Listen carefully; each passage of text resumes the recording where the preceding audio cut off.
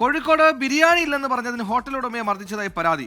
ചെരന്നൂർ Devadani hotel ഉടമ രമേശിനെയാണ് ആക്രമിച്ചത്. Helmet കൊണ്ട് അടിയേറ്റ് രമേശ് ചികിത്സ തേടി. പൊറോട്ടയും കറിയും ഉണ്ടെന്ന് പറഞ്ഞെങ്കിലും ആനമുട്ടയുണ്ടെന്ന് ചോദിച്ചായിരുന്നു മർദ്ദനം. നിഖിൽ പ്രമേശ് കോഴിക്കോടും ചെയ്തു. നിഖിൽ, ബിരിയാണി കിട്ടിയേ തീരുവെന്ന് ഒടുങ്ങാത്ത കൊതിയുള്ള ഒരു കൊതിയന്റെ ആക്രമണമാണ്. പക്ഷെ അതൊരു നിസ്സാര സംഭവമായി കരുതാൻ പറ്റില്ല. ആരാണ് ഈ തല്ലിയത്?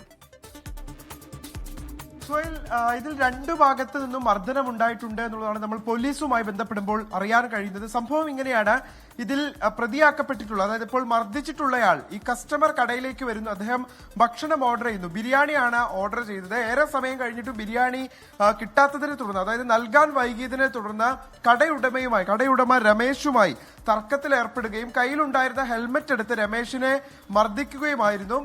രമേശ് തിരിച്ചും ഇതിനെ പ്രതിരോധിക്കാനും ഒക്കെ രമേശ് തിരിച്ചും മർദ്ദിച്ചിട്ടുണ്ട് എന്നുള്ളതാണ് പോലീസ് പറയുന്നത്. ഇരുഭാഗത്തു നിന്നും മർദ്ദനം ഉണ്ടായിട്ടുണ്ട് എന്നാണ് പറയുന്നത്. പക്ഷേ ഹെൽമറ്റ് കൊണ്ട് അടിച്ചതുകൊണ്ട് രമേശിന് കാര്യമായി പരിക്കേൽക്കുന്ന സാഹചര്യം ഉണ്ടായി എന്നുള്ളതാണ്.